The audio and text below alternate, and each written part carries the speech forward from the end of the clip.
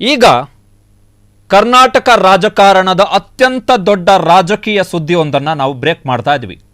ಕರ್ನಾಟಕ ರಾಜಕಾರಣದ ಅತ್ಯಂತ ದೊಡ್ಡ ಸುದ್ದಿ 2028ರ ವಿಧಾನಸಭಾ ಚುನಾವಣೆಗೆ ಸಂಬಂಧಪಟ್ಟಂತಹ ಅತ್ಯಂತ ದೊಡ್ಡ ಸುದ್ದಿಯನ್ನ ಈಗ ನಿಮ್ಮ ಫ್ರೀಡಂ ಟಿವಿ ಈಗ ಬ್ರೇಕ್ ಮಾಡ್ತಾ ಇದೆ. ಇದು ಜೆಡಿಎಸ್ ಮತ್ತು ಬಿಜೆಪಿಯ ಮೈತ್ರಿಗೆ ಸಂಬಂಧಿಸಿದಂತ ಅತ್ಯಂತ ದೊಡ್ಡ ಸುದ್ದಿ. ಇದು ಬಿಜೆಪಿ ಜೆಡಿಎಸ್ ಮೈತ್ರಿಗೆ ಸಂಬಂಧಪಟ್ಟಂತಹ ದೊಡ್ಡ ಸುದ್ದಿ. ಆದರೆ ಈ ಸುದ್ದಿಯ ಮೊದಲ ಆಘಾತ ಸಿಗಬಹುದಾಗಿರುವಂಥದ್ದು ಬಿಜೆಪಿಯವರಿಗೆ. 2028ರ ವಿಧಾನಸಭಾ ಚುನಾವಣೆಗೆ ಸಿದ್ಧವಾಗ್ತಾ ಇರುವಂತಹ ಬಿಜೆಪಿ ಪಕ್ಷದ ಟಿಕೆಟ್ ಆಕಾಂಕ್ಷಿಗಳಿಗೆ ಕಾದಿದೆ ಅತಿದೊಡ್ಡ ಆಘಾತ. ಜೊತೆಗೆ ಕರ್ನಾಟಕ ಬಿಜೆಪಿಯ ಹಲವು ಹಾಲಿ ಶಾಸಕರು ಯಾರು ಈಗ ಬಿಜೆಪಿಯಲ್ಲಿ ಎಂಎಲ್ಎಗಳಾಗಿದ್ದಾರೆ, ಶಾಸಕರಾಗಿದ್ದಾರೆ, ಆ ಶಾಸಕರಿಗೂ ಕೂಡ ಇದು ದೊಡ್ಡ ಆಘಾತಕಾರಿ ಸುದ್ದಿ. ಸೊ ಇದು ನಿಮ್ಮ ಫ್ರೀಡಂ ಟಿವಿ ಬ್ರೇಕ್ ಮಾಡ್ತಾ ಇರುವಂತಹ ಕರ್ನಾಟಕ ರಾಜಕಾರಣದ ಅತಿ ದೊಡ್ಡ ಸುದ್ದಿ. 2028ರ ವಿಧಾನಸಭಾ ಚುನಾವಣೆ. 2028ರ ವಿಧಾನಸಭಾ ಚುನಾವಣೆಗೆ ಇನ್ನು 3 ವರ್ಷ ಟೈಮ್ ಇದೆ. 3 ವರ್ಷ 2.25 ವರ್ಷ ಟೈಮ್ ಇದೆ. ಮಾರ್ಚ್ ಅಷ್ಟೊತ್ತಿಗೆ 2028ರ ಮಾರ್ಚ್ ಅಷ್ಟೊತ್ತಿಗೆ ವಿಧಾನಸಭಾ ಚುನಾವಣೆ ಘೋಷಣೆ ಆಗುತ್ತೆ. ಇನ್ನು 2.5 ವರ್ಷ. ಆದರೆ ಲಾಸ್ಟ್ 1 ಇಯರ್ ಏನಿರುತ್ತೆ ಅದು ಎಲೆಕ್ಷನ್ ಇಯರ್ ತರಾನೇ ಇರುತ್ತೆ. ಟಿಕೆಟ್ ಆಕಾಂಕ್ಷಿಗಳ ಲಾಬಿಗಳು, ಹಾಲಿ ಶಾಸಕರು ಕ್ಷೇತ್ರವನ್ನು ಉಳಿಸಿಕೊಳ್ಳಿಕ್ಕೆ ನಡೆಸುವಂತಹ ಪ್ರಯತ್ನ, ಪಕ್ಷದ ಒಳಗಡೆ ಟಿಕೆಟ್ಗಾಗಿ ಪ್ರಯತ್ನ, ಕ್ಷೇತ್ರದಲ್ಲಿ ಜನರನ್ನ ನಮಗೆ ಟಿಕೆಟ್ ಸಿಗುತ್ತೆ ನಮ್ಮನ್ನ ಗೆಲ್ಲಿಸಿ ಅಂತೇಳಿ ಅವರನ್ನ ಸೆಟ್ ಮಾಡುವಂಥದ್ದು. ಸೊ ಆ ಹಿನ್ನೆಲೆಯಲ್ಲಿ ಈಗ ಇದು ಅತ್ಯಂತ ದೊಡ್ಡ ಪೊಲಿಟಿಕಲ್ ಬ್ರೇಕಿಂಗ್ ನ್ಯೂಸ್.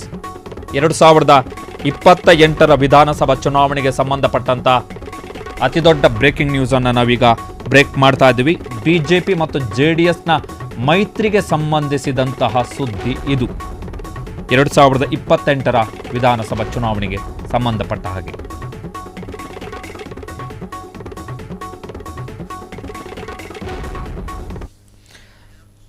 ಇದು ಕರ್ನಾಟಕ ರಾಜಕಾರಣದ ಈ ಕ್ಷಣದ ಅತ್ಯಂತ ದೊಡ್ಡ ಸುದ್ದಿ. ಬಿಜೆಪಿ ಜೆಡಿಎಸ್ ಮೈತ್ರಿಗೆ ಸಂಬಂಧಪಟ್ಟಂತಹ ಸುದ್ದಿ, ಬಿಜೆಪಿಯವರಿಗೆ ಆಘಾತ ಕೊಡಬಹುದಾದಂತಹ ಸುದ್ದಿ. ಇದು ಕರ್ನಾಟಕ ರಾಜಕಾರಣದ ಅತ್ಯಂತ ದೊಡ್ಡ ಸುದ್ದಿ.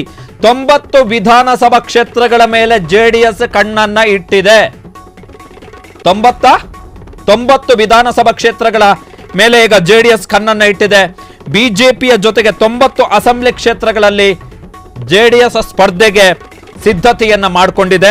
90 ಕ್ಷೇತ್ರಗಳಲ್ಲಿ ವಿಧಾನಸಭಾ ಚುನಾವಣೆಗೆ ಈಗಿನಿಂದಲೇ, ಇನ್ನೂ 2.5 ವರ್ಷ ಬಾಕಿ ಇದೆ ವಿಧಾನಸಭಾ ಚುನಾವಣೆಗೆ.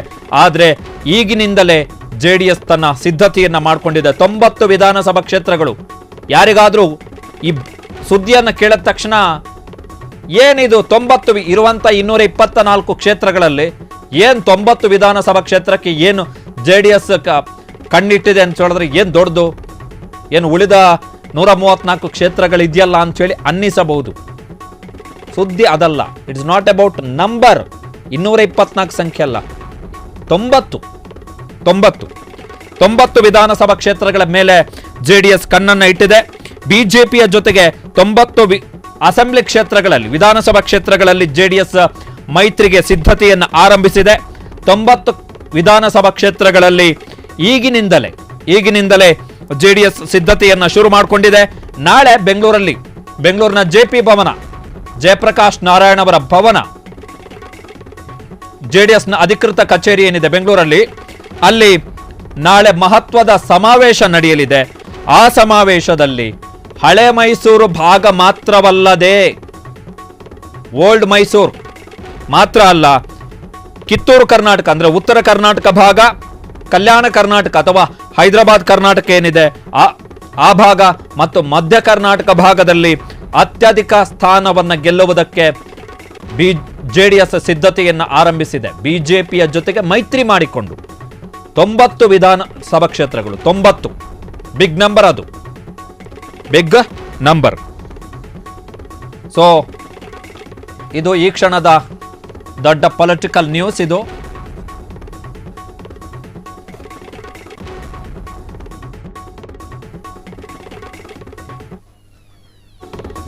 ಸೊ ಯಾಕೆ ಇದು ಇಂಪಾರ್ಟೆಂಟ್? ಯಾಕೆ ಈ 90 ವಿಧಾನಸಭಾ ಕ್ಷೇತ್ರಗಳು ವೆರಿ ಇಂಪಾರ್ಟೆಂಟ್? ಯಾಕೆ JDS ಈ 90 ಲೆಕ್ಕಾಚಾರದಲ್ಲಿದೆ? ನಾಳೆ ಬೆಂಗಳೂರಲ್ಲಿ ಸಮಾವೇಶ ನಡೆಯುತ್ತೆ. JDSನ ಅತಿ ದೊಡ್ಡ ಸಮಾವೇಶ ನಾಳೆ 2028ರ ವಿಧಾನಸಭಾ ಚುನಾವಣೆಗೆ ಸಂಬಂಧಪಟ್ಟ ಹಾಗೆ ನಡೀತಾ ಇರುವಂತಹ ಸಮಾವೇಶ. ಸೊ ಏನ್ ಲೆಕ್ಕಾಚಾರ ಹಾಗಾದ್ರೆ?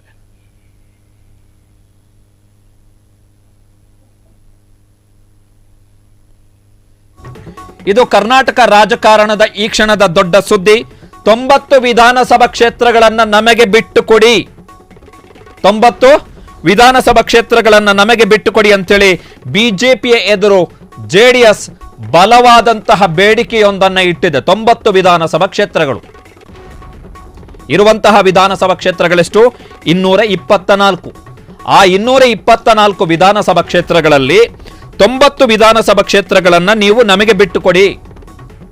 ಆ 90 ವಿಧಾನಸಭಾ ಕ್ಷೇತ್ರಗಳಲ್ಲಿ JDS ತನ್ನ ಅಭ್ಯರ್ಥಿಗಳನ್ನ ಕಣಕ್ಕಿಳಿಸುತ್ತೆ.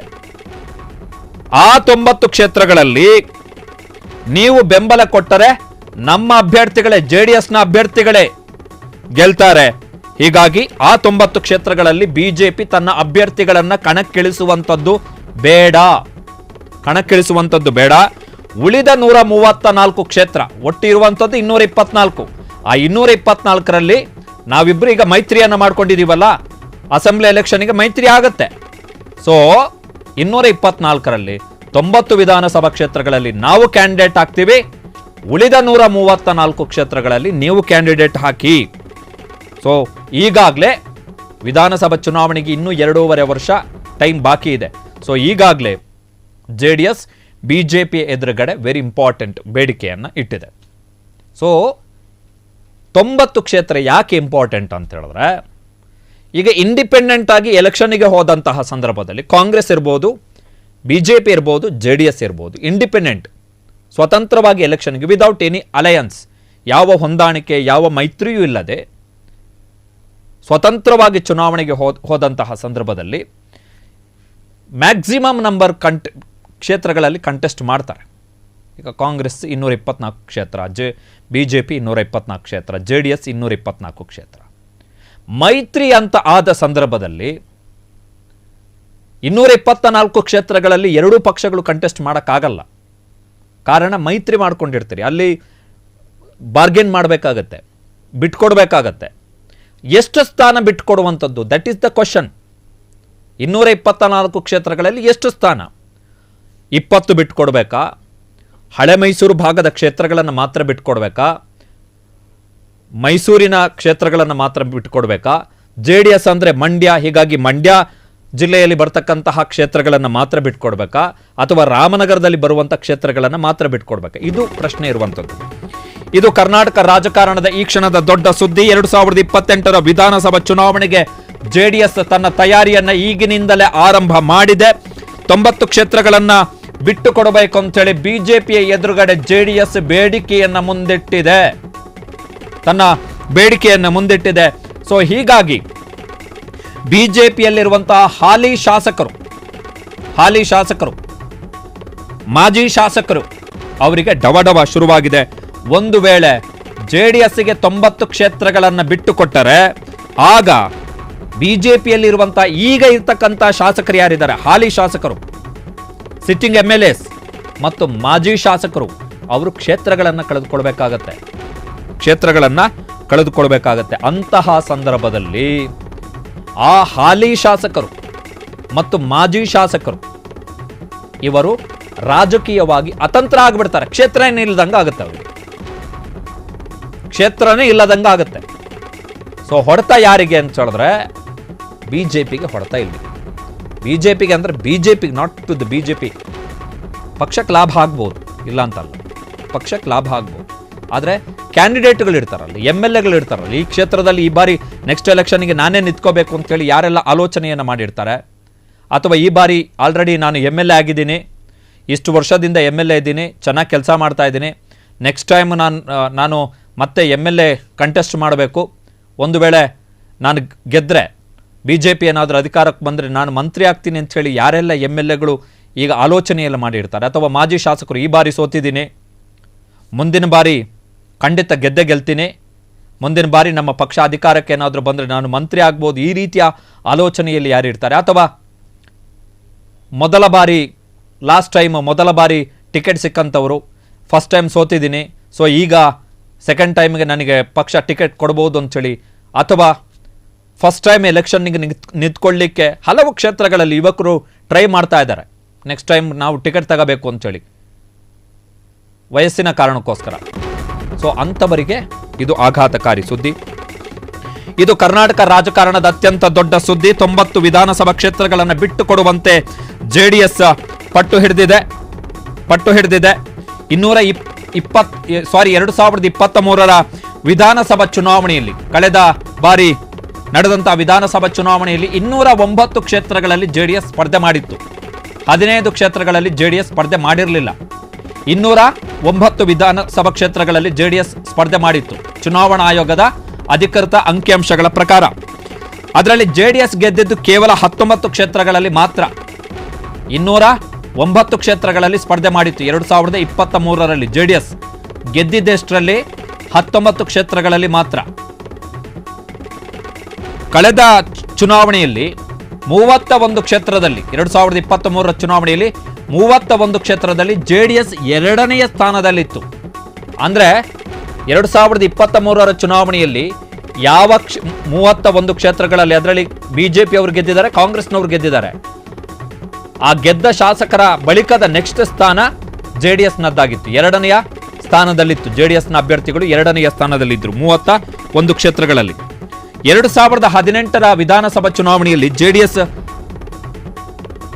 199 ಕ್ಷೇತ್ರಗಳಲ್ಲಿ ಕಂಟೆಸ್ಟ್ ಮಾಡಿತ್ತು.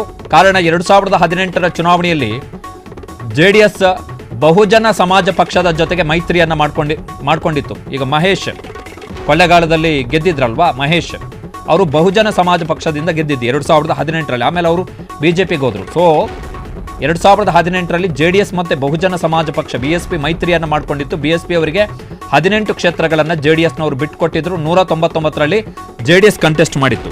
2018ರ ಆ ಚುನಾವಣೆಯಲ್ಲಿ JDS 37 ಕ್ಷೇತ್ರಗಳಲ್ಲಿ ಗೆದ್ದಿತ್ತು. 2018ರ ಆ ಚುನಾವಣೆಯಲ್ಲಿ 37 ಕ್ಷೇತ್ರದಲ್ಲಿ ಗೆದ್ದಿದ್ದು ಮಾತ್ರ ಅಲ್ಲ, 35 ಕ್ಷೇತ್ರಗಳಲ್ಲಿ JDSನ ಅಭ್ಯರ್ಥಿಗಳು 2ನೇ ಸ್ಥಾನದಲ್ಲಿದ್ದರು.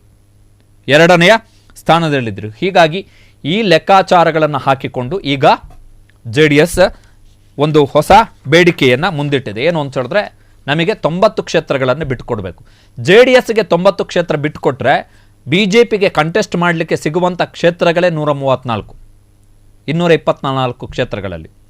JDSನವರ ಆರ್ಗ್ಯುಮೆಂಟ್ ಏನಂದರೆ, ಫಾರ್ ಎಕ್ಸಾಂಪಲ್ ಈಗ 2023ರ ಚುನಾವಣೆ ನಾವು ತೆಗೆದು ನೋಡಿದ್ರೆ, ಕಳೆದ ಬಾರಿಯ ಚುನಾವಣೆ, ಇಂಡಿ, ಜೇವರ್ಗಿ, ಬೀದರ್, ಕುಮಟಾ, ಚಳ್ಳಕೆರೆ, ಭದ್ರಾವತಿ, ತುಮಕೂರು ನಗರ, ಕೊರಟಗೆರೆ, ಸಿರಾ, ಪಾವಗಡ, ಮಧುಗಿರಿ, ಚಿಂತಾಮಣಿ, ಕೋಲಾರ, ಯಶವಂತಪುರ, ದಾಸರಹಳ್ಳಿ, ದೇವನಹಳ್ಳಿ, ನೆಲಮಂಗಲ, ರಾಮನಗರ, ಮಾಗಡಿ, ಕನಕಪುರ, ಮಳವಳ್ಳಿ, ಮದ್ದೂರು, ಮೇಲ್ಕೋಟೆ, ಮಂಡ್ಯ, ಶ್ರೀರಂಗಪಟ್ಟಣ, ನೆಲಮಂಗಲ, ಅರಸೀಕೆರೆ, ಸಕಲೇಶಪುರ, ಪಿರಿಯಾಪಟ್ಟಣ, KR ನಗರ, ಟಿ ನರಸೀಪುರ, ಈ ಕ್ಷೇತ್ರಗಳಲ್ಲಿ JDS 2ನೇ ಸ್ಥಾನದಲ್ಲಿತ್ತು. JDS 2ನೇ ಸ್ಥಾನದಲ್ಲಿತ್ತು, BJP 3ನೇ ಸ್ಥಾನದಲ್ಲಿತ್ತು ಈ ಕ್ಷೇತ್ರಗಳಲ್ಲಿ. ಸೊ ಕಳೆದ 2023ರ ಲೆಕ್ಕಾಚಾರಕ್ಕೆ ಬರೋದಾದರೆ JDS 19 ಕ್ಷೇತ್ರಗಳನ್ನು ಗೆದ್ದಿತ್ತು, ಪ್ಲಸ್ 31 ಕ್ಷೇತ್ರದಲ್ಲಿ 2ನೇ ಸ್ಥಾನದಲ್ಲಿತ್ತು.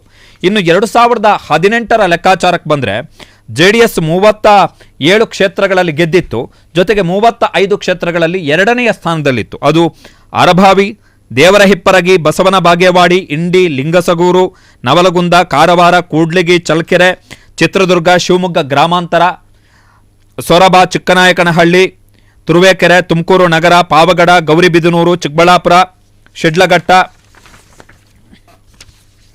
ಶ್ರೀನಿವಾಸಪುರ, ಮುಳಬಾಗಿಲು, ಬಂಗಾರಪೇಟೆ, ಕೋಲಾರ, ಮಾಲೂರು, ಯಲಹಂಕ, ಯಶವಂತಪುರ, ಪುಲಕೇಶಿ ನಗರ, ಬಸವನಗುಡಿ, ಪದ್ಮನಾಭನಗರ, ದೊಡ್ಡಬಳ್ಳಾಪುರ, ಕನಕಪುರ, ಹಾಸನ, ಮಡಿಕೇರಿ, HD ಕೋಟೆ, ಈ ಕ್ಷೇತ್ರಗಳಲ್ಲಿ JDS 2ನೇ ಸ್ಥಾನದಲ್ಲಿತ್ತು. ಸೊ ಅಲ್ಲಿಗೆ 35 ಪ್ಲಸ್ 37, ಸೊ 72 2018ಕ್ಕೆ ಲೆಕ್ಕಾಚಾರ ಹಾಕಿದರೆ JDS ಫೈಟ್ ಕೊಟ್ಟಂತಹ ಕ್ಷೇತ್ರಗಳು. ಗೆದ್ದ ಕ್ಷೇತ್ರಗಳು 37, ಫೈಟ್ ಕೊಟ್ಟಂತ ಕ್ಷೇತ್ರಗಳು 35, 72. ಸೊ ಈಗ JDSನವರು ಕೇಳ್ತಾ ಇದ್ದಾರೆ ನಮಗೆ 90 ಕ್ಷೇತ್ರಗಳು ಬೇಕು ಅಂತೇಳಿ. ಸೊ ನಾಳೆ ಬಿಜೆಪಿ ಜೊತೆಗಿನ ಬಿಜೆಪಿ ಜೊತೆಗಿನ ಮೈತ್ರಿಯ ನಡುವೆ JDS ಈಗ ದೊಡ್ಡ ತಂತ್ರವನ್ನ ಶುರು ಮಾಡಿದೆ. 2023ರ ವಿಧಾನಸಭಾ ಚುನಾವಣೆಯ ಬಳಿಕ ಅತ್ಯಂತ ದೊಡ್ಡ ಸಮಾವೇಶ, ಕಾರ್ಯಕರ್ತರ ಸಮಾವೇಶಗಳು ಬೇರೆ, ಆದರೆ ಇದು ರಣತಂತ್ರ ಸಮಾವೇಶ. ಇದು ಕಾರ್ಯಕರ್ತರ ಸಮಾವೇಶ ಅಂತ ಹೇಳಿದ್ರೆ ನಾಯಕರು ವೇದಿಕೆಯ ಮೇಲೆ ಬಂದು ಭಾಷಣ ಮಾಡಿಬಿಟ್ಟು ಹೋಗ್ತಾರೆ, ಅದು ಬೇರೆ. ಇದು ರಣತಂತ್ರ ಸಮಾವೇಶ. ಕರ್ನಾಟಕದಲ್ಲಿ ಬಲಿಷ್ಠ ಪಕ್ಷವಾಗಿ ಹೊರಹೊಮ್ಮಲಿಕ್ಕೆ JDS ತನ್ನ ತಂತ್ರಗಾರಿಕೆಯನ್ನ ಶುರು ಮಾಡಿದೆ. 2028ರ ವಿಧಾನಸಭಾ ಚುನಾವಣೆಗೆ JDS 2.5 ವರ್ಷಗಳಿಗಿಂತ ಮುಂಚೆಯೇ ಈಗ ತನ್ನ ರಣತಂತ್ರಗಳನ್ನ ಜಾರಿಗೊಳಿಸಲಿಕ್ಕೆ ತೀರ್ಮಾನವನ್ನು ತೆಗೆದುಕೊಂಡಿದೆ. ನಿಖಿಲ್ ಕುಮಾರಸ್ವಾಮಿ ಅವರ ನೇತೃತ್ವದಲ್ಲಿ ಮಾಜಿ ಪ್ರಧಾನಿ HD ದೇವೇಗೌಡ ಅವರ ಮೊಮ್ಮಗ HD ಕುಮಾರಸ್ವಾಮಿ ಅವರ ಮಗ ನಿಖಿಲ್ ಕುಮಾರಸ್ವಾಮಿ ಅವರ ನೇತೃತ್ವದಲ್ಲಿ ಕರ್ನಾಟಕದಲ್ಲಿ ಮತ್ತೆ JDS ಪುಟಿದೇಳಬೇಕು, ಎದ್ದು ಬರಬೇಕು. ನಾವು ಎದ್ದು ಬರಬೇಕು. ಹೋಯ್ತು JDS, ಮುಗೀತು JDS ಕತೆ. JDS ನಿರ್ನಾಮ ಆಗತ್ತೆ, JDSಗೆ ಭವಿಷ್ಯ ಇಲ್ಲ, JDSನ ಬೇರುಗಳೇ ಸತ್ತು ಹೋಗಿದೆ. ಏನೋ ಟೈಮ್ ಕಾರಣಕ್ಕೋಸ್ಕರ ಬದುಕಿದೆ JDS ಅಂತೇಳಿ ಯಾರೆಲ್ಲ ಭಾವಿಸಿದ್ದಾರೋ ಆ ಎಲ್ಲಾ ಲೆಕ್ಕಾಚಾರಗಳನ್ನು ಉಲ್ಟಾ ಪಲ್ಟಾ ಮಾಡಿ ಮತ್ತೆ ಫಿನಿಕ್ಸ್ನಂತೆ ಎದ್ದು ಬರಬೇಕು 2028ರ ಚುನಾವಣೆಯಲ್ಲಿ ಅಂತೇಳಿ. ಅದಕ್ಕೋಸ್ಕರ ಈಗಲೇ ಪಕ್ಷದ ನರನಾಡಿಗಳಲ್ಲಿ ಹೊಸ ಶಕ್ತಿಯನ್ನು ತುಂಬಲಿಕ್ಕೆ JDS ತೀರ್ಮಾನವನ್ನು ತೆಗೆದುಕೊಂಡಿದೆ. ನಾಳೆ JDSನ ಪಕ್ಷ ಸಂಘಟನಾ ಸಮಾವೇಶ ನಾಳೆ ಬೆಂಗಳೂರಿನ JP ಭವನದಲ್ಲಿ ನಡೆಯುತ್ತೆ. ಅದು ಆಕ್ಚುಲಿ ಮೊನ್ನೆ ಆಗಬೇಕಿತ್ತು, ಆದರೆ ಏರ್ ಇಂಡಿಯಾ ವಿಮಾನ ಪತನ ಆದ ಕಾರಣಕ್ಕೋಸ್ಕರ ಆ ಪಕ್ಷ ಸಂಘಟನಾ ಸಮಾವೇಶವನ್ನ ಮುಂದೂಡಿಕೆ ಮಾಡಲಾಯಿತು ನಾಳೆಗೆ, ಭಾನುವಾರ. ಪಕ್ಷದ ಸಂಸದರು ಯಾರು? ಇಬ್ಬರೇ ಇರುವಂಥದ್ದು. ಒಂದು HD ಕುಮಾರಸ್ವಾಮಿ ಅವರು ಮತ್ತೆ ಕೋಲಾರದ ಸಂಸದರು, ಇಬ್ಬರೇ ಸಂಸದರು ಇರುವಂಥದ್ದು. ಮಾಜಿ ಸಂಸದರು ತುಂಬಾ ಜನ ಇದ್ದಾರೆ. ಶಾಸಕರು, ಮಾಜಿ ಸಚಿವರು, ಮಾಜಿ ಶಾಸಕರು, ಜಿಲ್ಲಾ ಮತ್ತು ತಾಲೂಕು ಅಧ್ಯಕ್ಷರು, ರಾಜ್ಯ ಕೋರ್ ಕಮಿಟಿ ಅಧ್ಯಕ್ಷರು, ಸಂಚಾಲಕರು, ಸದಸ್ಯರು, ರಾಜ್ಯ ಜಿಲ್ಲಾ ಮತ್ತು ತಾಲೂಕು ಘಟಕಗಳ ಪದಾಧಿಕಾರಿಗಳು, ವಿವಿಧ ವಿಭಾಗಗಳ ಅಧ್ಯಕ್ಷರು. ವಿವಿಧ ವಿಭಾಗಗಳು ಅಂತ ಹೇಳಿದ್ರೆ ಅಲ್ಪಸಂಖ್ಯಾತರ ವಿಭಾಗ, ಹಿಂದುಳಿದ ವಿಭಾಗ, SC ST ವಿಭಾಗ, ಕಾರ್ಮಿಕ ವಿಭಾಗ, ಹೀಗೆ ಬೇರೆ ಬೇರೆ ಏನು ಘಟಕಗಳಿದ್ದಾವೆ ಪಕ್ಷದ ಒಳಗಡೆ, ಅವರು ಜೊತೆಗೆ ರಾಜ್ಯದ ವಕ್ತಾರರು ಮತ್ತು ಕಾರ್ಯಕರ್ತರು ಇವರೆಲ್ಲ ನಾಳೆ ಪಕ್ಷ ಸಂಘಟನಾ ಸಮಾವೇಶದಲ್ಲಿ ಪಾಲ್ಗೊಳ್ತಾರೆ. ಏನು ಕ್ಯಾಪ್ಷನ್ ಕೊಟ್ಟಿದ್ದಾರೆ ಅಂತ ಹೇಳಿದ್ರೆ JDSನವರು, ನಾಳೆಯ ಪಕ್ಷ ಸಂಘಟನಾ ಸಮಾವೇಶ. That is very important line, ತುಂಬ ಇಂಟ್ರೆಸ್ಟಿಂಗ್ ಲೈನ್. ಏನು ಅಂತ ಹೇಳಿದ್ರೆ ಸದೃಢ ಪ್ರಾದೇಶಿಕ ಪಕ್ಷ ಕಟ್ಟೋಣ ಅಂತ ಹೇಳಿದ್ದಾರೆ JDSನವರು. ನಾಳೆ ಅವರ ಸಮಾವೇಶದ ಟ್ಯಾಗ್ ಲೈನ್ ಅದು, ಸದೃಢ ಪ್ರಾದೇಶಿಕ ಪಕ್ಷ ಕಟ್ಟೋಣ ನಾವು ಅಂತೇಳಿ. JDS it is A regional party. JDS ಕೇರಳದಲ್ಲಿದೆ JDS, but ಕೇರಳದ JDSಗೂ ಕರ್ನಾಟಕದ JDSಗೂ ಸಂಬಂಧನೇ ಇಲ್ಲ, ಅದು ಬೇರೆನೇ. ಅದು ಕರ್ನಾಟಕದಲ್ಲಿ ಮಾತ್ರ JDS ಇರುವಂಥದ್ದು. ಸೊ ಕರ್ನಾಟಕಕ್ಕೆ ಸೀಮಿತ ಆಗಿರುವಂತಹ ಪಕ್ಷ. ಸೊ ಈಗ ಟ್ಯಾಗ್ ಲೈನ್ ಕೊಟ್ಟಿದ್ದಾರೆ. ನಾಳೆಯ ಘೋಷವಾಕ್ಯ ಏನು, ನಾಳೆಯ ಉದ್ದೇಶ ಏನು, ಪಕ್ಷ ಸಂಘಟನಾ ಸಮಾವೇಶದ ಉದ್ದೇಶ ಏನು ಅಂತ ಹೇಳಿದ್ರೆ ಸದೃಢ ಪ್ರಾದೇಶಿಕ ಪಕ್ಷ ಕಟ್ಟೋಣ ಅಂತೇಳಿ JDS ಘೋಷಣೆಯನ್ನು ಮಾಡಿದೆ. ಕೇಂದ್ರ ಸಚಿವ HD ಕುಮಾರಸ್ವಾಮಿ, ನಿಖಿಲ್ ಕುಮಾರಸ್ವಾಮಿ ಅವರ ನೇತೃತ್ವದಲ್ಲಿ ನಾಳೆ ಈ ಸಮಾವೇಶ ನಡೆಯುತ್ತೆ. ಮಿಸ್ಡ್ ಕಾಲ್ ಅಭಿಯಾನ ಅಂದರೆ JDSನವರು ಒಂದು ನಂಬರ್ ಕೊಡ್ತಾರೆ.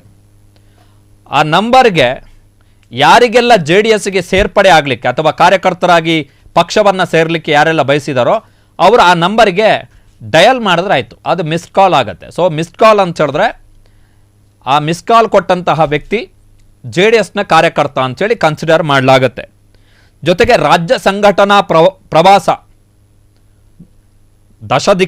ಕರ್ನಾಟಕದ ದಶ ದಿಕ್ಕುಗಳಲ್ಲಿ ಈಗ ಪಕ್ಷವನ್ನು ಸಂಘಟನೆ ಮಾಡಲಿಕ್ಕೆ ಪ್ರವಾಸ ಕೈಗೊಳ್ಳಬೇಕು. ಅದಕ್ಕೊಂದು ಚಾರ್ಟ್ ರೆಡಿ ಮಾಡ್ತಾರೆ, ಯಾವ ನಾಯಕರು ಎಲ್ಲಿ ಹೋಗಬೇಕು. ಈಗ ಫಾರ್ ಎಕ್ಸಾಂಪಲ್ GT ದೇವೇಗೌಡ ಅವರ ನೇತೃತ್ವದಲ್ಲಿ ಕೂಡ ಒಂದು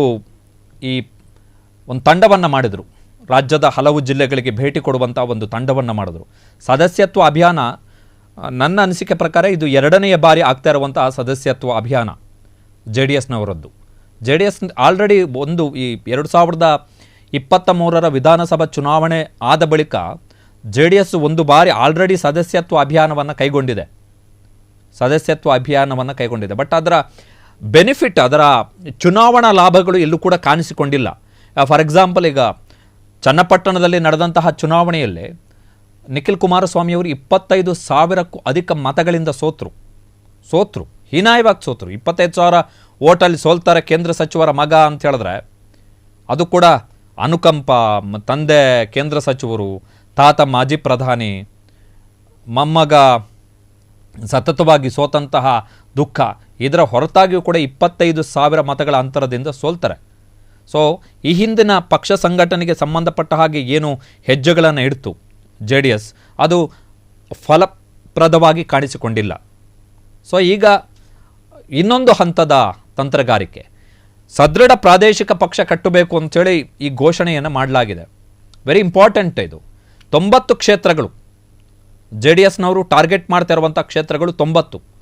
JDSಗೆ ಒಂದು ವೇಳೆ 90 ಕ್ಷೇತ್ರ ಬಿಟ್ಟುಕೊಟ್ರೆ BJPಗೆ ಪೂರ್ಣ ಪ್ರಮಾಣದ ಬಹುಮತ ಬರಲ್ಲ. ಕಾರಣ ಏನು ಅಂತ ಹೇಳಿದ್ರೆ 134 ಕ್ಷೇತ್ರಗಳಲ್ಲಿ BJPಗೆ ಕಂಟೆಸ್ಟ್ ಮಾಡಲಿಕ್ಕೆ ಅವಕಾಶ ಸಿಗುತ್ತೆ ಅಷ್ಟೇ. 134 ಕ್ಷೇತ್ರಗಳು. ಇನ್ನು 134 ಕ್ಷೇತ್ರಗಳಲ್ಲಿ 100 ಕ್ಷೇತ್ರ ಎಲ್ಲ ಗೆಲ್ಲಕ್ಕಾಗಲ್ಲ. ಇಟ್ಸ್ ನಾಟ್ ಮ್ಯಾಥಮೆಟಿಕ್ಸ್ ಅಲ್ಲ ಅದು. ಪೊಲಿಟಿಕಲ್ ನೆರೇಟಿವ್ ಚೇಂಜ್ ಆಗ್ತಾ ಇರುತ್ತೆ, ಗ್ರೌಂಡಲ್ಲಿ ಸಿನಾರಿಯೋಗಳು ಚೇಂಜ್ ಆಗ್ತಾ ಇರ್ತವೆ. ಸುಲಭ ಅಲ್ಲ ಎಲೆಕ್ಷನ್ ಗೆಲ್ಲುವಂಥದ್ದು. ವಾಟ್ ಎವರ್ ಏನೇ ಇದ್ದರೂ ಕೂಡ ಎಲೆಕ್ಷನ್ ಗೆಲ್ಲುವಂಥದ್ದು ಸುಲಭ ಅಲ್ಲ. ಮೈತ್ರಿ ಆದಂತಹ ಸಂದರ್ಭದಲ್ಲಿ ಕೆಲವೊಂದು ಸಲ ಹಲವು ಕ್ಷೇತ್ರಗಳಿಗೆ, ಫಾರ್ ಎಕ್ಸಾಂಪಲ್ ಈಗ ಶಿವಮೊಗ್ಗ ಗ್ರಾಮಾಂತರ, ಅಲ್ಲಿ JDSನ ಶಾಸಕರಿದ್ದಾರೆ. ಅದು BJP ಪ್ರತಿನಿಧಿಸ್ತಾ ಇದ್ದಂತಹ ಕ್ಷೇತ್ರ. ಅಲ್ಲಿ JDS ಶಾಸಕರು ಗೆದ್ದಿದ್ದಾರೆ, ಶಾರದಾ ಪೂರ್ಯ ನಾಯಕ್ ಅವರು.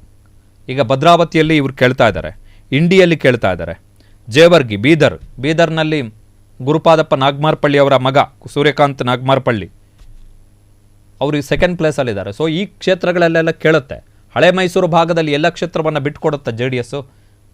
ಹಳೆ ಮೈಸೂರು ಭಾಗದಲ್ಲಿ ಕೆಲವು ವಿಧಾನಸಭಾ ಕ್ಷೇತ್ರಗಳಲ್ಲಿ ಆಲ್ರೆಡಿ BJPಯ ಟಿಕೆಟ್ ಆಕಾಂಕ್ಷಿತರು ಯಾರು ಕಳೆದ ಬಾರಿ BJPಯಲ್ಲಿ ಸ್ಪರ್ಧೆ ಮಾಡಿದ್ರು, ಈ ಮೈತ್ರಿ ಆದ ಬಳಿಕವೂ ಅವರು ನಮಗೆ 2028ರಲ್ಲೂ ಕೂಡ ನಮಗೆ ಈ ಕ್ಷೇತ್ರವನ್ನು ಬಿಟ್ಟುಕೊಡುತ್ತೆ JDS ಅನ್ನೋ ಕಾರಣಕ್ಕೋಸ್ಕರ ಕ್ಯಾಂಪೇನನ್ನು ಈಗ ಮತ್ತೆ ಶುರು ಮಾಡಿದ್ದಾರೆ. ಅವರು ತುಂಬ ಇಂಟೆನ್ಸಿವ್ ಆಗಿ ಕ್ಯಾಂಪೇನ್ ಮಾಡ್ತಾ ಇದ್ದಾರೆ, ಇವರೇ ಮುಂದಿನ ಕ್ಯಾಂಡಿಡೇಟ್ ಇಲ್ಲಿ ಅಂತೇಳಿ. ಸೊ ಅಂತಹ ಸಂದರ್ಭದಲ್ಲಿ ಟಸಲ್ ಆಗುತ್ತೆ, ಸಂಘರ್ಷಗಳಾಗ್ತವೆ. ಸೊ 90 ಕ್ಷೇತ್ರಗಳ ಬೇಡಿಕೆ. ಯಾಕೆ 90 ಕ್ಷೇತ್ರ ಅಂತ ಹೇಳಿದ್ರೆ, ಮೈತ್ರಿ ಅಂತ ಆದಂತಹ ಸಂದರ್ಭದಲ್ಲಿ ಒಂದು ವೇಳೆ JDS BJP ಕೇಳಿದಷ್ಟು ಪ್ರಮಾಣಕ್ಕೆ ಸೀಟುಗಳನ್ನು ಧಾರೆ ಎರೆದು ಕೊಟ್ಟರೆ, ಫಾರ್ ಎಕ್ಸಾಂಪಲ್ ಏನು ವೀಕ್ನೆಸ್ ಇದೆ JDSಗೆ ಅಂತ ಹೇಳಿದ್ರೆ, JDS ಕಳೆದ 2 ಚುನಾವಣೆಗಳಲ್ಲಿ ಚೆನ್ನಾಗಿ ಪರ್ಫಾರ್ಮ್ ಮಾಡಿಲ್ಲ. 37 ಕ್ಷೇತ್ರಗಳಲ್ಲಿ 2018ರಲ್ಲಿ JDS ಗೆದ್ದಿರ್ಬೋದು, ಬಟ್ ಅದರ ವೋಟ್ ಶೇರ್ ಡೌನ್ ಆಗ್ತಾ ಇದೆ. 2018ರ ವಿಧಾನಸಭಾ ಚುನಾವಣೆಯಲ್ಲಿ 1.9% ವೋಟ್ ಶೇರ್ ಡೌನ್ ಆಗಿತ್ತು. ಈ ಬಾರಿ ಮತ್ತೆ ವೋಟ್ ಶೇರ್ ಡೌನ್ ಆಗಿದೆ. ಸೊ ಈ ಕುಸಿಯುವಂತಹ ಸಂದರ್ಭದಲ್ಲಿ ಬಾರ್ಗೇನಿಂಗ್ ಅಷ್ಟು ಸುಲಭದಲ್ಲಿ ಇರಲ್ಲ. ಬಾರ್ಗೇನಿಂಗ್ ಕಷ್ಟ. ಬಾರ್ಗೇನಿಂಗ್ ಮಾಡದೆ ಕೇಕ್ ವಾಕ್ ಥರ ಮಾಡಿಬಿಟ್ರೆ, ಈಗ ಫಾರ್ ಎಕ್ಸಾಂಪಲ್ 2020 ಕಳೆದ ಲೋಕಸಭಾ ಚುನಾವಣೆಯಲ್ಲೇ ಒಂದು ಹಂತಕ್ಕೆ ಕುಮಾರಸ್ವಾಮಿ ಅವರು JDSನ ವಿರುದ್ಧ BJPಯ ವಿರುದ್ಧ ಸಿಟ್ಟಾಗಿದ್ದರು. ನಾವು ಇಂಡಿಪೆಂಡೆಂಟ್ ಆಗಿ ಹೋದ್ರೇ 4 ಸ್ಥಾನ ಗೆಲ್ತೀವಿ, ನೀವು ನೋಡಿದ್ರೆ ಹಿಂಗೆ ಹೇಳ್ತಾ ಇದ್ದೀರಾ ಅಂಥೇಳಿ ಸಿಟ್ಟಾಗಿದ್ದರು ಕುಮಾರಸ್ವಾಮಿ ಅವರು ಕ್ಷೇತ್ರಗಳಿಗೆ ಸಂಬಂಧಪಟ್ಟ ಹಾಗೆ. ಸೊ ಬಾರ್ಗೇನಿಂಗ್ ಮಾಡಲೇಬೇಕು. JDS ತನ್ನ ಅಸ್ತಿತ್ವವನ್ನು ಉಳಿಸ್ಕೊಳ್ಬೇಕು ಅಂತಾದರೆ ಬಾರ್ಗೇನಿಂಗ್ ಮಾಡಲೇಬೇಕು. ಅದು ಪರ್ಟಿಕ್ಯುಲರ್ಲಿ ನೆಕ್ಸ್ಟ್ ಎಲೆಕ್ಷನ್ನಲ್ಲಿ ಬಾರ್ಗೇನಿಂಗ್ ಮಾಡಲೇಬೇಕು.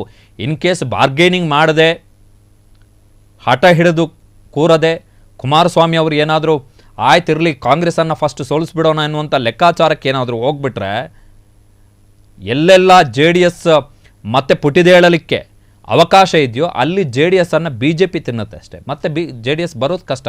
This could be the last election ಆಗ್ಬೋದು JDSಗೆ.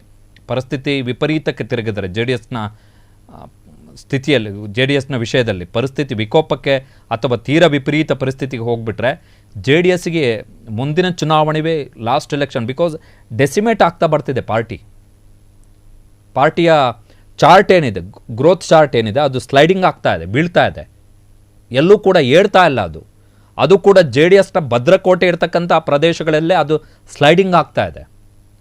ಸೊ ಹೀಗಾಗಿ ಜೆ ಡಿ ಎಸ್ ತನ್ನ ಅಸ್ತಿತ್ವವನ್ನು ಉಳಿಸ್ಕೊಳ್ಬೇಕಾದ್ರೆ ಈ 90 ಕ್ಷೇತ್ರ ಮುಖ್ಯವಾಗಿ, ಅದಕ್ಕೆ ಕಾರಣ ಏನು ಅಂತ ಹೇಳಿದ್ರೆ 2018 ಚುನಾವಣೆ 37 + 35 ಅಲ್ಲಿಗೆ 72 ಅಂಥೇಳಿ ಲೆಕ್ಕಾಚಾರ.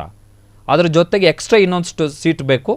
ಸೊ 90 ಸೀಟ್ ಕೊಡಿ ನಮಗೆ ಎನ್ನುವಂಥ ಲೆಕ್ಕಾಚಾರಕ್ಕೆ ಜೆ ಡಿ ಎಸ್ ಈಗ ಮುಂದೆ ಬೇಡಿಕೆಯನ್ನು ಇಟ್ಟಿದೆ. ಬಟ್ BJP ಅವರಿಗೆ ಯಾರೆಲ್ಲ ಟಿಕೆಟ್ ಆಕಾಂಕ್ಷಿತರಿದ್ದಾರೆ, ಮಾಜಿ ಶಾಸಕರು, ಹಾಲಿ MLAಗಳು, ಟಿಕೆಟ್ ಆಕಾಂಕ್ಷಿತರು, ಹೊಸಬ್ರು ಇರ್ಬೋದು, ಹಳೆಬ್ರು ಇರ್ಬೋದು, ಯಾರೇ ಇರ್ಬೋದು, ಅವರಿಗೆ ಇದು ಆಘಾತಕಾರಿ ಸುದ್ದಿ. ಈ 90 ಕ್ಷೇತ್ರಗಳಲ್ಲಿ ಅವರು ಬಿಟ್ಟುಕೊಡ್ಬೇಕಾಗತ್ತೆ ಜೆ ಡಿ ಎಸ್ ಒಂದು ವೇಳೆ ಇದೇ ಫೈನಲ್ ಆದರೆ. ಸೊ ಇದು ರಾಜಕಾರಣದ ದೊಡ್ಡ ಸುದ್ದಿ. This will change. ಈ ಬಾರ್ಗೇನಿಂಗ್ ಇದೆಯಲ್ಲ, ದಿಸ್ ವಿಲ್ ಚೇಂಜ್ 2028ರ ಪೊಲಿಟಿಕಲ್ ರಿಸಲ್ಟನ್ನು ಕೂಡ ಚೇಂಜ್ ಮಾಡುತ್ತೆ. ಕ್ಷಣ ಕ್ಷಣದ ಸುದ್ದಿಗಳಿಗಾಗಿ ಫ್ರೀಡಂ ಟಿವಿ ಸಬ್ಸ್ಕ್ರೈಬ್ ಮಾಡಿ, ಲೈಕ್ ಮಾಡಿ ಹಾಗೂ ಫಾಲೋ ಮಾಡಿ. ಹೊಸ ಸುದ್ದಿಗಳ ನೋಟಿಫಿಕೇಶನ್ಗಾಗಿ ಬೆಲ್ ಐಕಾನ್ ಮೇಲೆ ಕ್ಲಿಕ್ ಮಾಡಿ.